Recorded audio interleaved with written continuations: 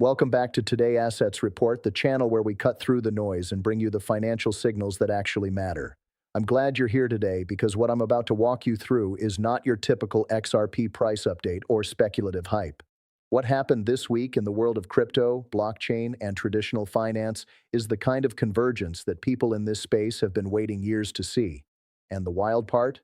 Most of the biggest headlines don't even mention XRP by name.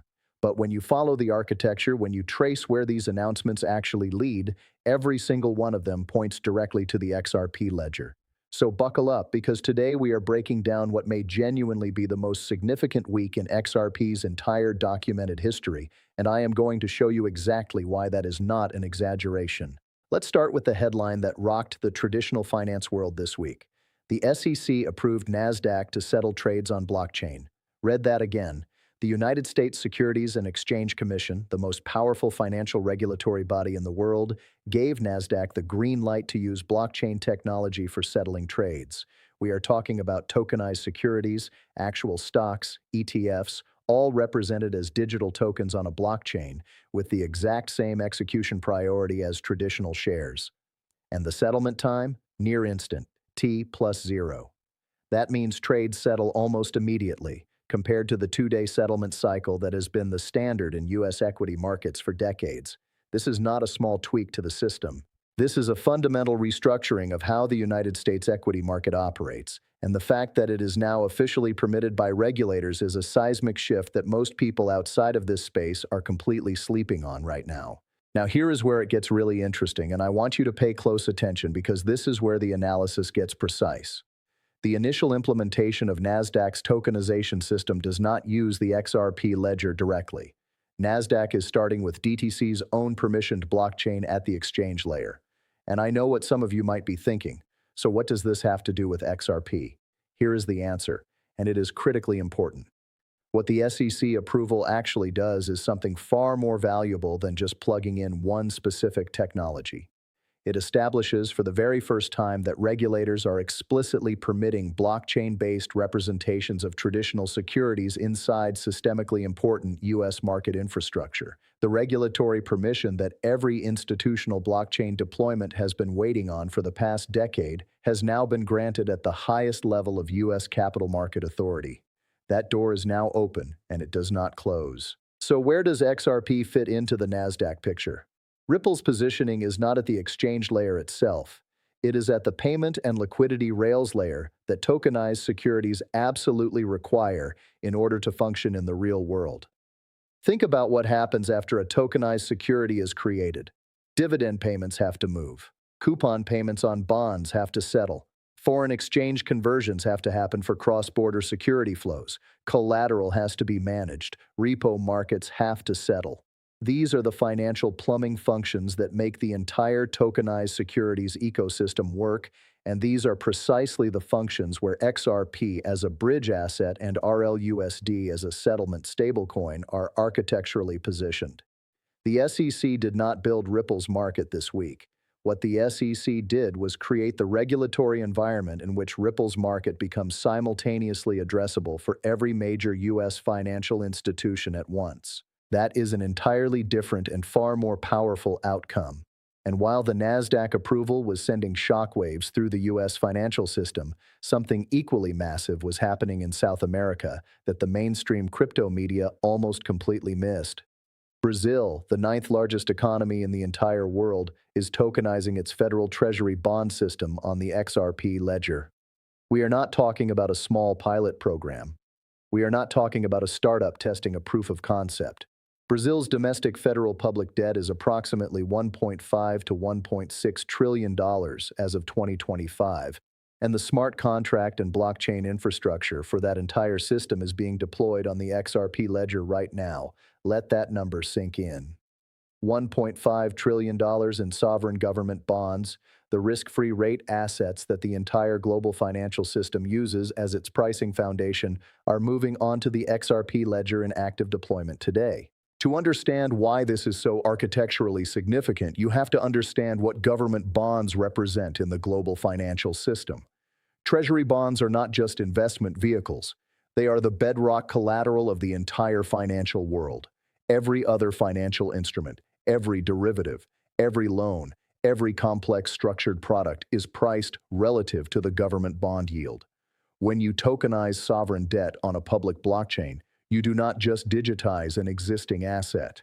You create an entirely new class of on-chain collateral. Government bonds that can be used directly as collateral in DeFi protocols. Government bonds that can settle cross-border transactions without a 2-day waiting period. Government bonds that can provide liquidity in institutional trading systems in real time. Brazil just made that a reality on the XRP ledger, and the implications of that for how the global financial system evolves over the next decade are almost impossible to fully quantify right now. Ripple's president, Monica Long, confirmed this week that Brazil has always been a priority market for Ripple in Latin America, and that Ripple is actively supporting as many banks and financial institutions in Brazil as possible. The VSP license application with Brazil's central bank that was also announced this week represents the regulatory authorization layer sitting on top of the operational deployment that is already underway. Think about what that means structurally. The deployment is not waiting for the license. The infrastructure is already being built. The license application adds the formal regulatory blessing to work that has already started. When you see a company applying for regulatory authorization on top of existing operational deployment, that is not speculation. That is a company that has already done the work and is now formalizing what is already real. Now let's bring in the third major development of this week, because the convergence of all three is what makes this moment truly historic. At the DC Blockchain Summit, the White House crypto advisor stepped to the podium and delivered language about the Genius Act and the Clarity Act that was more operationally specific than anything we have heard from a White House official in months. He confirmed that the stablecoin yield dispute, which has been the last major sticking point preventing the Clarity Act from moving forward, is on the cusp of resolution. And the framing he used was not vague, optimistic political language. He specifically addressed senators and staffers in the room and told them to be ready to move very quickly to resolve the remaining issues once this one falls. You do not give that kind of operational instruction to legislative staff unless the primary obstacle is genuinely, measurably close to being removed. That is a White House official telling Capitol Hill to have the resolution mechanics already prepared for rapid execution. Senator Lummis backed up everything the White House advisor said and added specifics. The Banking Committee markup is confirmed within 3 weeks. Bipartisan support is confirmed. The bill is targeting 60-plus Senate floor votes, which would represent a strong veto-proof majority of support. The DeFi industry and Senate Democrats have reportedly reached a position that both sides can accept on the regulatory framework, resolving what has previously been described as one of the most technically difficult areas of the entire bill to legislate. The ethics provisions that had also been a sticking point will be added at the Senate floor stage rather than at the committee markup, which actually streamlines the markup process and keeps the timeline moving.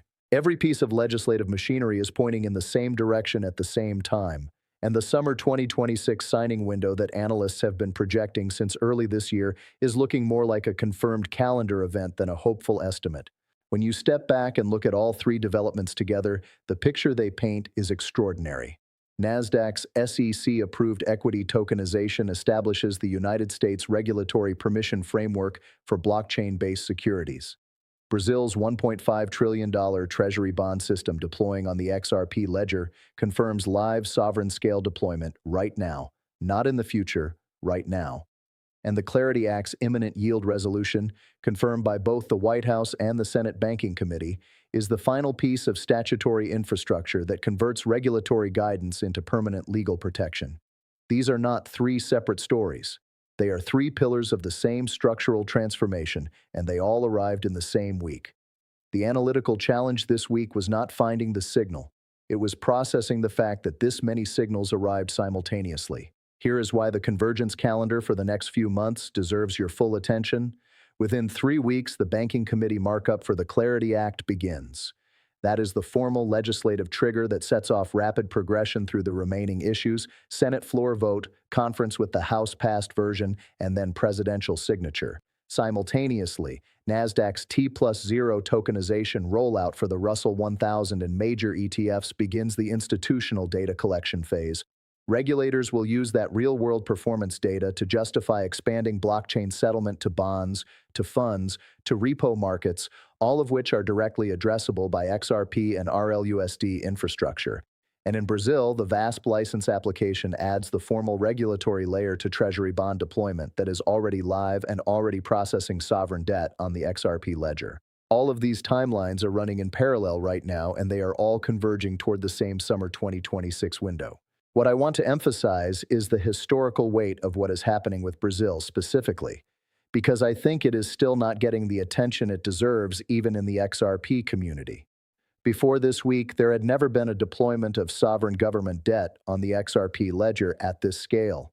There had been pilots, there had been proofs of concept, there had been partnership announcements, but a full national treasury bond infrastructure deployment for a G20 economy's $1.5 trillion sovereign debt market operating on a public blockchain is genuinely unprecedented in the history of this technology. The XRP ledger is not being evaluated for this use case. It is not on a short list. It was selected. It is deployed. It is processing Brazil's national treasury infrastructure right now. And Brazil is not a small test market. It is the largest economy in Latin America and the 9th largest economy on the planet.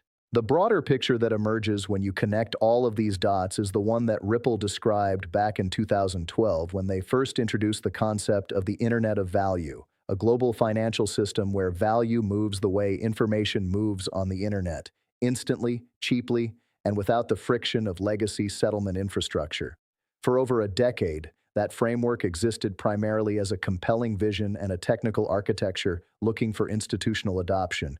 What changed this week is that the adoption arrived not from startups, not from crypto-native companies, but from NASDAQ, from Brazil's federal treasury, and from the United States Senate Banking Committee. The institutions that define the global financial system are now building on blockchain infrastructure, and the XRP ledger is documented as the deployed choice for sovereign debt at the scale of $1.5 trillion. I want to be direct about something because on this channel we do not do hype for hype's sake. The NASDAQ approval does not implement XRP directly at the exchange level. The Clarity Act has not been signed yet. The Brazil deployment is confirmed and documented, but it is still in its rollout phase. These are the honest caveats, and you deserve to hear them clearly. But here is what is also true and equally important. The regulatory framework that was missing for a decade has now been established. The sovereign-scale deployment that skeptics said would never happen is documented and live, and the legislative timeline for permanent statutory protection has been confirmed by the White House and the Senate Banking Committee with specific dates and specific language. The structural case for where this is heading has never been stronger or more concretely documented than it is right now, in this week, in March of 2026. This is Today Assets Report, and our job is to give you the analysis that helps you understand not just what happened, but why it matters and where it leads. What happened this week is that the tokenization era moved from thesis to confirmed reality across three of the most important domains in global finance simultaneously. The U.S. equity market, sovereign government debt, federal legislative infrastructure. The XRP ledger sits inside the sovereign debt deployment right now. It sits at the payment and liquidity rails layer of the equity tokenization framework, and it stands to receive permanent statutory protection within a summer signing window that the White House itself has now confirmed. Follow the architecture, not just the price. The architecture this week told you everything you need to know.